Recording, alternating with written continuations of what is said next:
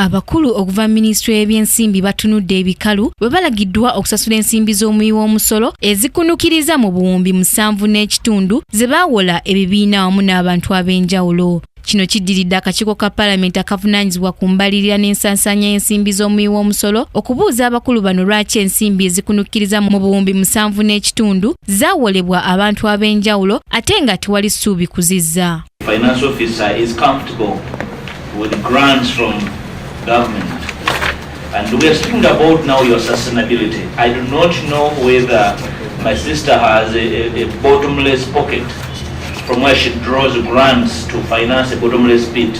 You people are actually conniving with some powerful people in the countryside to freeze assets of these cooperatives deliberately. Lent money, knowing well that there was no payback plan. You knew they would fail, and indeed they failed. And you proceeded to attach the property. Betty Kasimbazi nga ye muwandiisi omuto mu Minisitule y'ebyensimbi ategeezezza nga bwe kiri ekituufu nti ssente ziwolebwa wabula okuzizzaawo okufuukira ddala okuzibu ekintu ekitasanyusizza babaka. It's true the institution had problems recovering the loans. It's true the institution has changed management on the board to streamline management.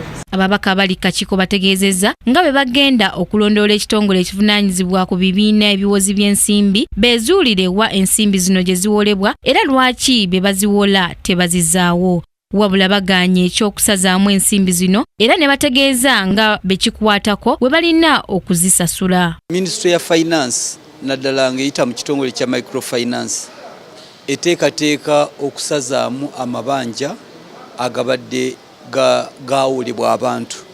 Naye ng'ekyomukisa omubi kwe kuba nti no kampuni oba SACCOs ezeewola, kampuni SACCO yeewola neddamu ne yeewola neddamu ne bagiweereza ssente endala emirundi 3 ng'ate nga n'omulundi ogwasooka tesobodde kuzza wadde ennusu emu. Waliwo ekkobaane eddene nnyo era Mr. Mwebembezi nga omukulu owa SACCO zino alina okututegeeza wa essente z'Abannayuganda gye zigenda okuweerera ddala obuwumbi 7 mu milioni 5. Kigenda mu maaso eri ku Microfinance Support Center. Ensimbi bali ya buli omu eringa bonanza. Bakwata ono bamwa bilioni 1, wano bamwa bilioni 5, bamwa milioni 8. Kugamba nti sente zaliyambye buno bu groups mu byalo, bu SACCOs. Oezo zonna bali ya buli kubanga abaziwa tebalabika. Tosobola kutegeera bayita process ki okuwazira ensimbi. Ani akolofying ani atakolofying. Kye tulina okukola okulaba nti tutuuka ku ntobo ya kiki ekyaliwo oba ekigenda mu maaso bwe kulaba nti tukola audit tufuna abantu abakugu mu by'okunoonyereza okutaganjula ebitabo bya Micro Support Center tulyoke tumanye kikiddala ekituufu ekiriwo.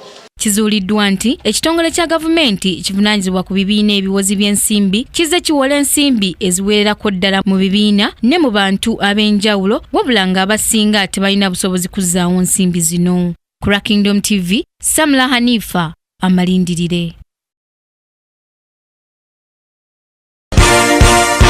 This is Kingdom TV.